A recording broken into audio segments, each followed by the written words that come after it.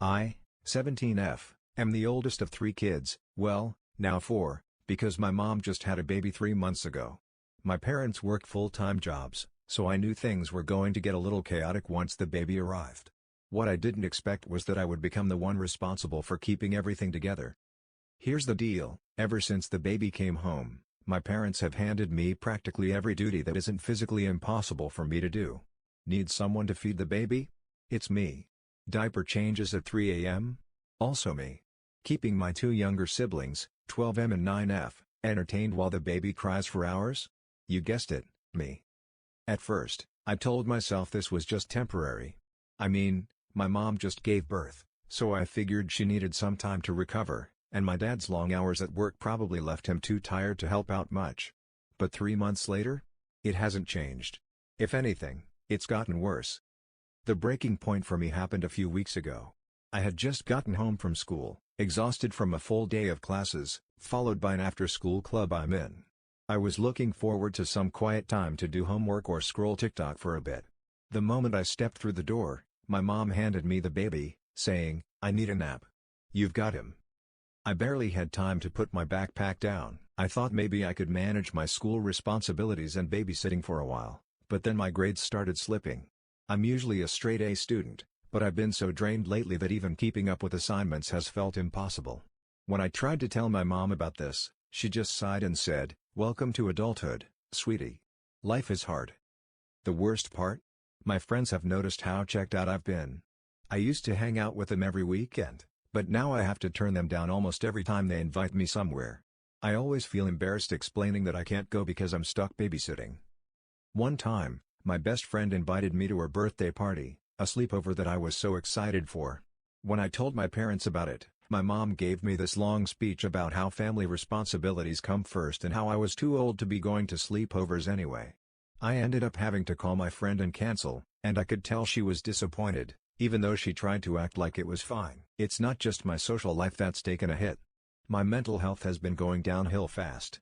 I've started waking up every day dreading what new task my parents are going to throw at me. Some nights, I lie awake thinking about how unfair it all feels. I know I sound dramatic, but it's like they don't see me as their daughter anymore, just some kind of unpaid nanny. To make matters worse, they've started guilt-tripping me anytime I try to push back. My dad will say stuff like, "When I was your age, I worked 2 jobs to help support my family. You have it easy." Or my mom will say, "You're so lucky to have a roof over your head and food on the table. The least you can do is help out." I've even overheard my mom complaining to her friends about how selfish I've been lately. She'll say things like, "Teenagers these days have no sense of responsibility. When I was her age, I was already helping out around the house without being asked."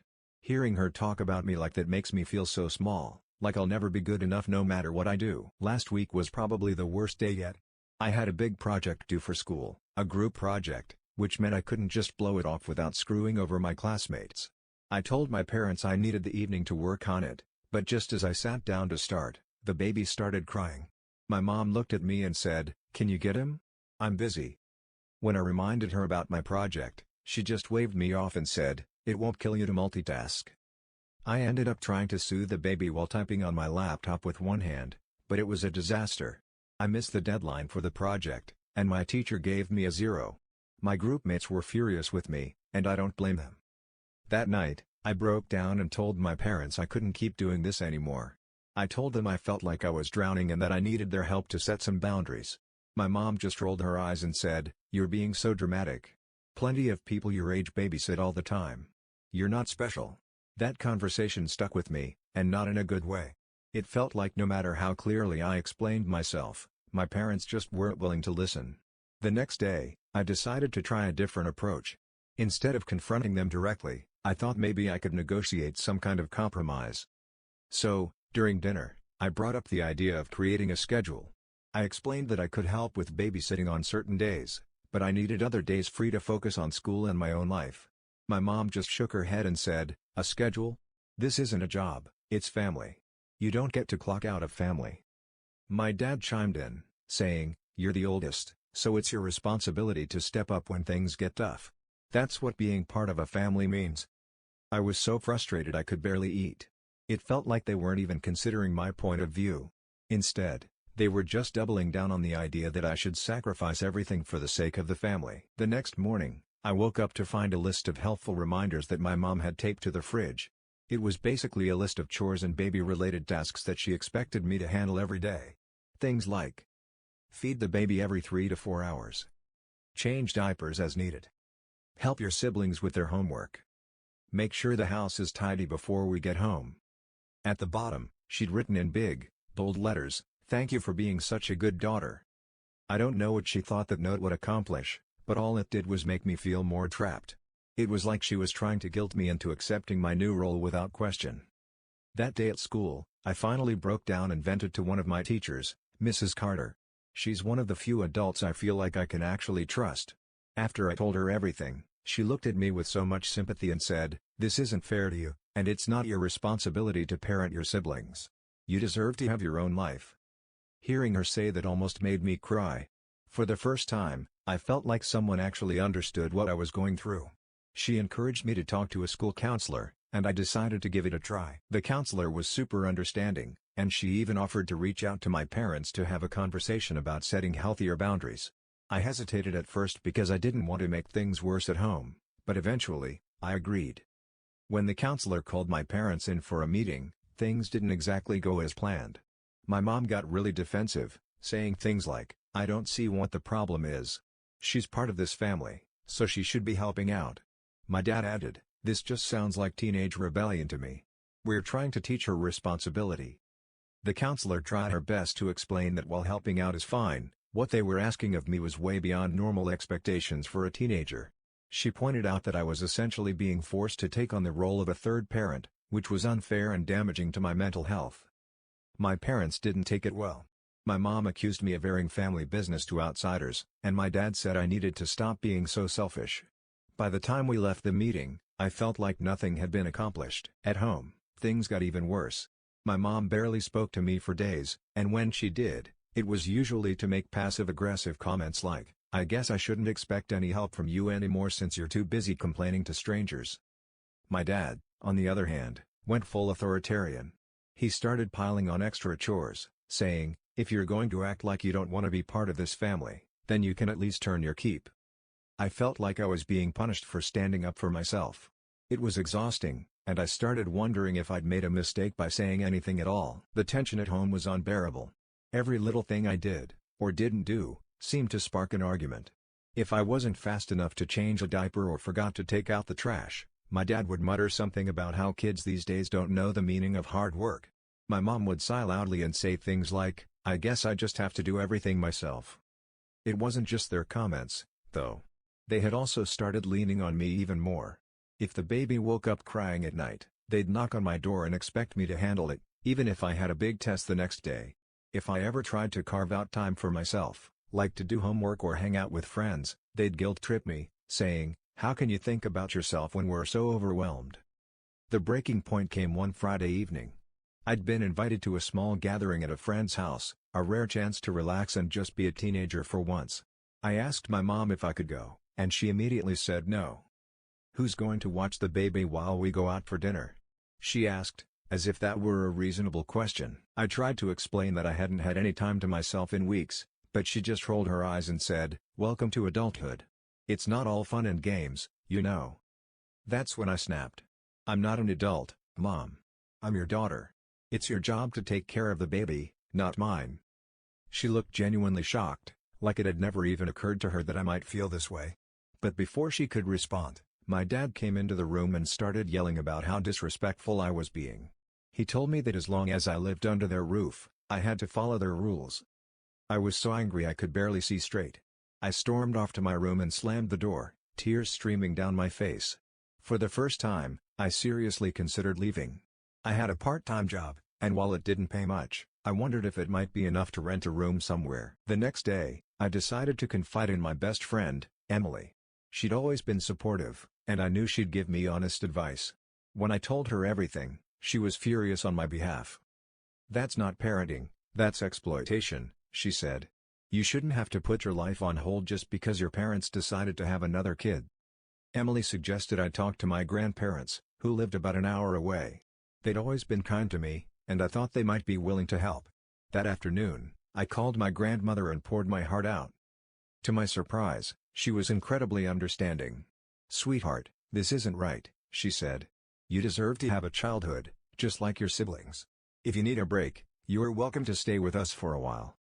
Her offer felt like a lifeline. I told her I'd think about it and let her know. When I got home that evening, my parents were waiting for me in the living room. My dad had a stern look on his face, and my mom's eyes were red, like she'd been crying. "We need to talk," my dad said. I sat down, bracing myself for another lecture. But to my surprise, my mom started apologizing. She said she hadn't realized how overwhelmed I felt and admitted that they might have been relying on me too much. "We've been under a lot of stress," she said, "but that's no excuse for putting so much on your shoulders. We're sorry." I didn't know what to say. Part of me wanted to believe them, but another part of me was skeptical. After all, this wasn't the first time they'd promised to change. My dad chimed in, saying they'd try to hire a babysitter or ask other family members for help. "We just need a little more time to figure things out," he said. I nodded, but I didn't fully commit to trusting them. Instead, I told them I needed some space to clear my head. That night, I packed a small bag and called my grandmother. She picked me up the next morning, and as we drove away from the house, I felt a sense of relief I hadn't felt in years. At my grandparents' house, I finally had the chance to breathe. I caught up on sleep, focused on school, and even started hanging out with friends again. My grandparents were supportive but didn't push me to talk about what had happened unless I wanted to. Meanwhile, my parents called me every few days, asking when I was coming home. My mom seemed genuinely remorseful, but my dad's tone was more impatient, like he thought I was being dramatic. After a couple of weeks at my grandparents' house, I started to feel more like myself again. I wasn't constantly on edge, waiting for someone to call me to take care of the baby or clean up a mess. For the first time in months, I had time to think about what I wanted: to go to college, to hang out with friends, to enjoy being a teenager. But as much as I enjoyed the peace, I knew I couldn't avoid my parents forever. They kept calling, and while my mom's tone grew softer with each conversation, my dad's frustration only seemed to build. "This can't go on," he said during one call. "You need to come home. Your family needs you." It felt like a guilt trip, but I reminded myself that I wasn't obligated to shoulder their responsibilities. I told him I needed more time, and he hung up without saying goodbye. A few days later, my mom showed up at my grandparents' house unannounced. She looked exhausted, like she hadn't slept in days. "I just wanted to see you," she said, standing awkwardly in the doorway. I let her in, and we sat down at the kitchen table. She apologized again, but this time, it felt more sincere. "I didn't realize how much pressure we were putting on you," she said, her voice trembling.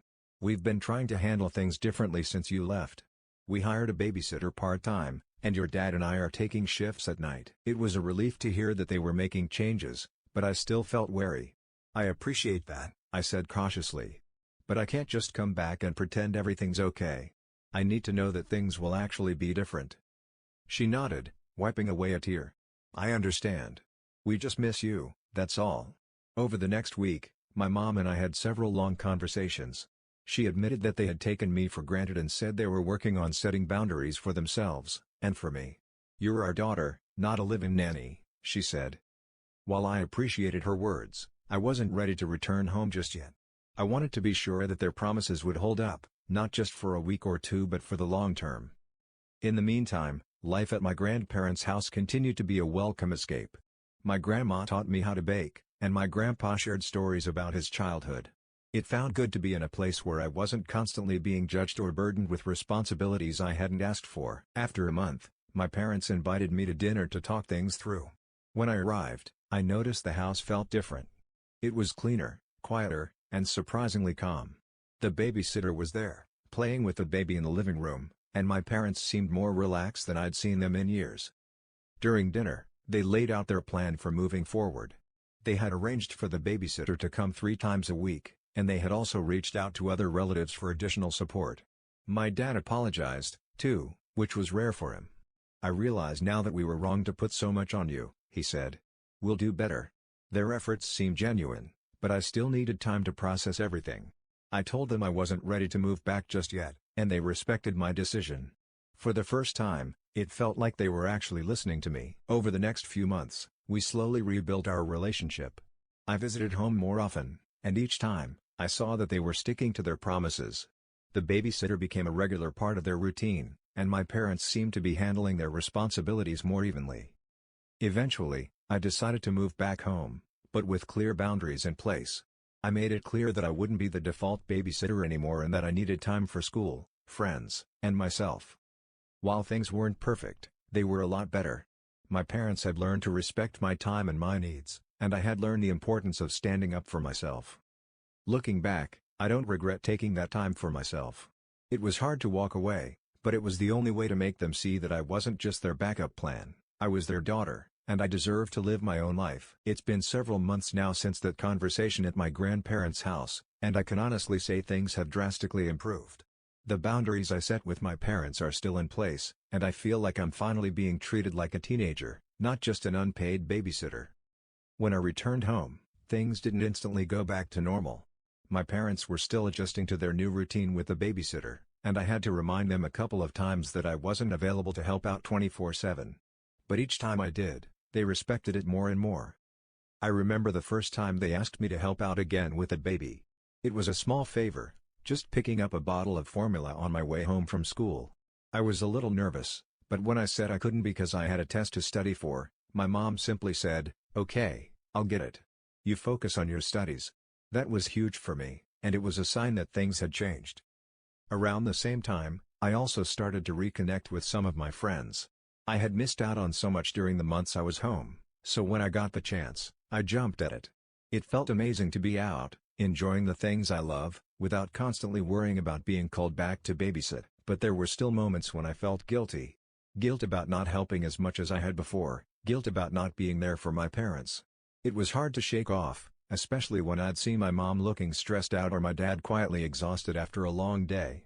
But then I reminded myself, taking care of myself wasn't selfish. It was necessary. One night, I went out with some friends for the first time in months. We went bowling, and I had so much fun I almost forgot what it felt like to be carefree. It was as if I had finally reclaimed my time. But then, of course, I got a text from my mom asking where I was, and if I could help with the baby for a bit. I could feel the guilt creeping in again, but I pushed it away.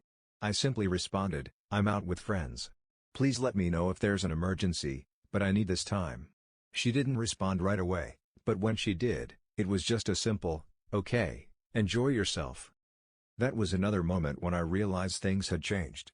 My mom was actually respecting my space. She wasn't trying to guilt-trip me anymore, and she was accepting that I couldn't be everywhere all the time.